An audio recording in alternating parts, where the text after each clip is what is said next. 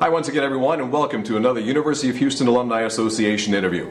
I'm Tom Franklin, and today my guest is Tom Tovar, U of H alum, CEO of Innovating out in San Francisco, and they have a new app program that we're going to talk about. Tom, welcome back to Houston. Thank you. Thank you. It's good to be back. Well, tell me a little bit about Tom Tovar. Who are you, and how did you get to be a Houston Cougar? Well, I was born in Houston, raised in Galveston, and went to a high school down there called Ball High School.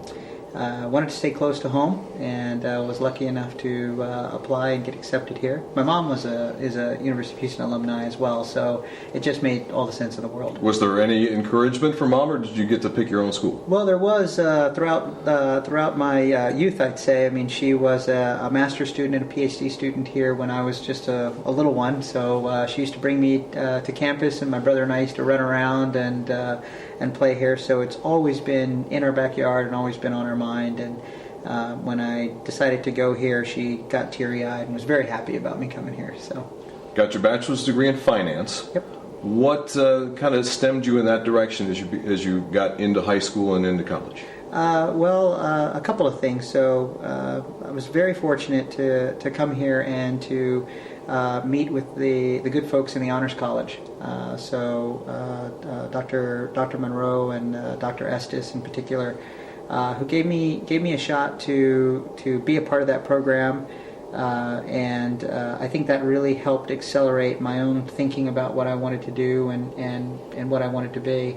And as part of that program, I was taking a course from a professor, Dr. Lentz, who I believe has since passed on. It was a political science course, and I went into his office and I said, "Hey, I'm sort of deciding between should I be a business major or should I be a political science major?" And he cracked a joke that stuck with me for the rest of my life. He said, "Well, the only thing you can do with a political science degree is steal a cap from an English major, so I suggest business."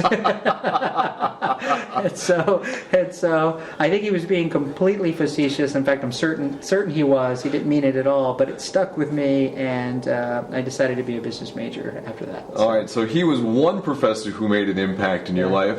What were some of the other ones who really influenced you as you went through your collegiate career? Well, when you're young, you have a lot of brash and vigor, and some of that needs to be worn down so that you can grow into the man that you want to be. And I would say from that perspective, intellectually as well as just in character and approach, I'd have to put Dr. Estes high on the list there. He was my mentor through my entire time here at the University of Houston, was also my honors thesis advisor as well, and has been an incredible friend since graduation as well. So he really was my go-to point at the university for what classes I should take, what load I should carry, whether I was taking too many honors courses, for that matter, what graduate school I should apply to, and so forth. And he and the other professors like Dr. Monroe just gave me an incredible amount of support and encouragement to go and try my hand at the things that I wanted to do. So, tell me about student life for you. What kind of things did you get involved in? What kind of thing did you live on campus? Did you commute? What did you do? Yeah, so I lived off campus all 4 years. I was actually helping to raise my brother's first son at the time. But my campus life, I'd probably have to say, was very busy. So I was involved in a lot of student organizations. Most of it was heads down studying. The honors program was pretty rigorous. Rigorous program. And certainly when you have to write a senior honors thesis, that's quite a task that you have to take on. So I was one of those serious students. I was one of those buckle down, come in, do my work. Spent a lot of time at the library, talking to professors, making sure that my what I was going to turn in actually met what they wanted, so that I could maximize my grades. So I was one of those. I tried to make the most of it, most of my time here, and the professors in the program really helped out with that. So. All right, so you got your degree in finance, then you went on to law school? So I applied everywhere, got all my rejection letters first, so I had no idea where I was going to go. But then I got my first acceptance letter, which is the place I ended up going to, from Stanford. And that's where the University of Houston sort of really also embraced me. When I got accepted to the schools that I got accepted to, and I decided to go to Stanford, there were a number of professors in the business school and in the honors college who set up a variety of informational interviews for me around Houston. So they sent me over to law firms like Baker and Botts. They sent me over to law firms like Vincent and Elkins, and they actually said, "Hey, go meet people from the schools that you're accepted to, and ask them about campus life and what you're getting into and so forth." And for a blue collar kid coming from Galveston and without a lot of any experience in corporate America and any experience in law, having that kind of those kinds of resources and that kind of help was just amazing to me. So it was good because I went out and met people, liked all the inputs. My mom at that point had gotten her after getting her master's and her PhD here at the University of Houston, had taken a position as a professor out in California. So I just wanted to be close to my mom, and so chose Stanford and went out there. Mom's boy from the start to the finish. Huh? Yeah, absolutely, absolutely. Always been close to mom. So yeah. So eventually, you get to become the head of your own company in Nominum. What is Nominum, and tell us about that. Yeah, so that was an interesting road. I started off as a lawyer. I was very fortunate to kind of hit the law right when the internet boom happened, and so I was what was called a corporate and securities lawyer. So I would help companies go public. I would do mergers and acquisitions. I would raise money for startups and so forth. Finance background comes in handy there. Finance background was amazingly handy because, and in that regard, I would say that the education that I got at the University of Houston was second to none out in the corporate world, because I learned a very valuable lesson that I still pass on to anybody that works with me, and that is the one who understands the math wins. And so my finance background was amazing combination with the legal background in that world that I chose as my career. So eventually, after being around all these venture capitalists and all these entrepreneurs and so forth, you get the bug and you decide to jump into your own thing. I jumped into my first startup. It tanked. It was a horrible failure, and I tanked with it. So it was kind of a very humbling experience. But you pick yourself right back up. And I went to my next startup, and that one turned out really well. And we ended up selling that company to a much larger company called Juniper Networks. And I took time off, and I came to this company, Nominum. So I've been there about 6 years now. I've had 4 jobs. So I started there as Vice President of Business Development. I got promoted to Vice President of Sales and Business Development. Then President and COO, and I've been CEO for the last 3.5 years. So been quite a ride the whole time. I joke and say I really don't know what I'm doing on a daily basis because every day seems like a new job to me and a new adventure and new experience. But I also find myself drawing on a lot of the lessons that I learned back here as well. So it's been great. Now you've got a new idea that's coming out. It's called My Eye. It's spelled MYI. Yep. What is it, and what does it do? Well, that's the last evolution of my career, at least the most recent one. Who knows what's going to happen after this? But the company itself sells a technology called DNS, and what that technology does is it basically translates human entries into machine language. So www.google.com equals some string of numbers, and the software that Nominum sells, that we sell, does that translation. Basically makes the internet run. Without it, there's no internet. And so when I got into this company, I started to ask a lot of questions like, well, can we change the answers of DNS?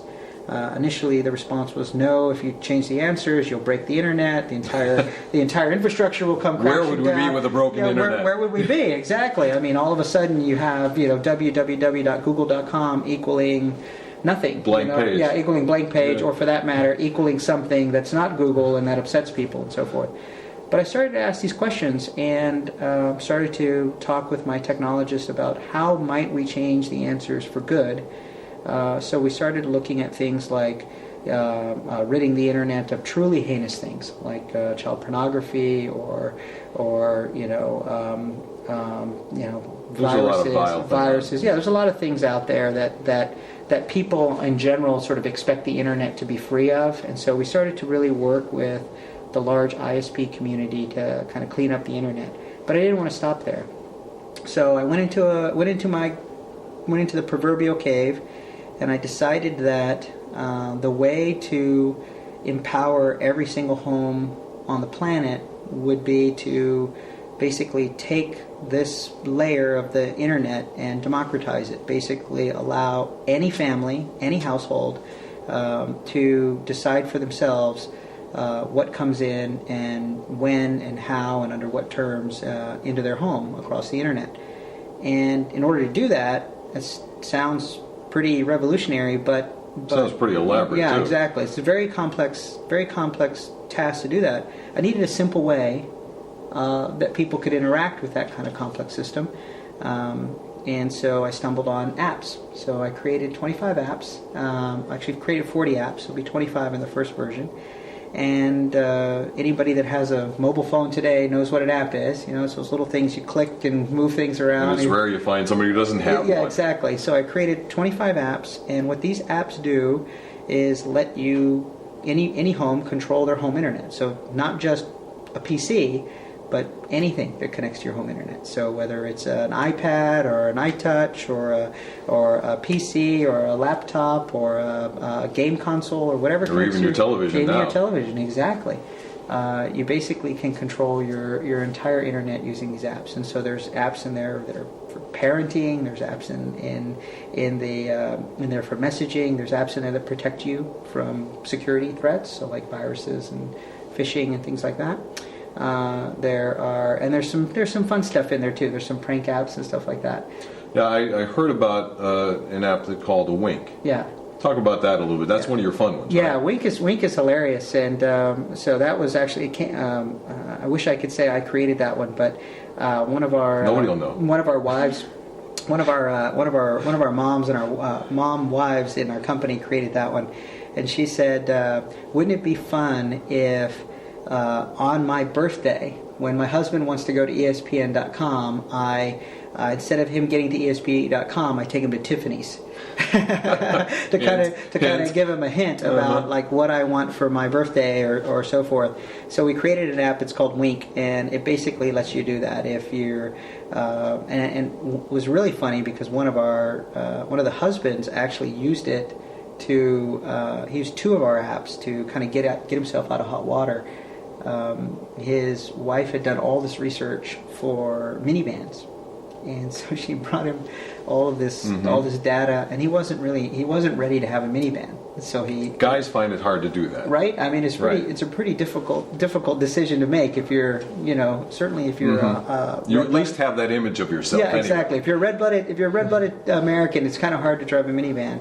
So, needless to say, he said something that wasn't particularly supportive of all the work she had done. And so as he explains it, they were sitting next to each other on the couch and not talking, both have with their computers open, and he used our app called From Me to You, which allows anybody to send a message to the home network, and it's sort of a priority message for anyone that touches the network. So he typed in a message that said, "I'm sorry, maybe we should look at a minivan," and he hit send. And within moments, the message pops up as an overlay onto everything on her screen.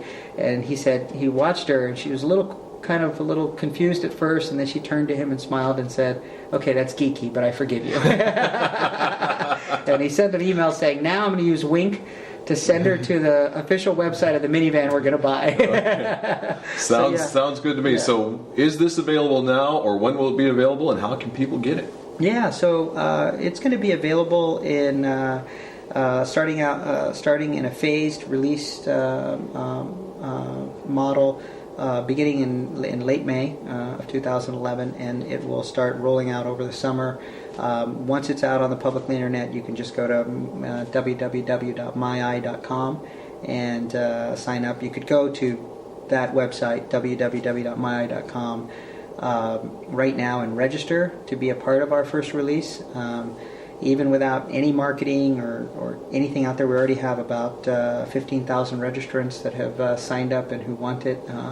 Moms from across the country, and just people hearing about it from friends and so forth. So we're pretty optimistic. We think it's going to be a big deal. Oh, we wish you all the best with it. Yeah, well, it's to start at the University of Houston and come back. This is actually my first video interview on it. So I think it's a great omen for.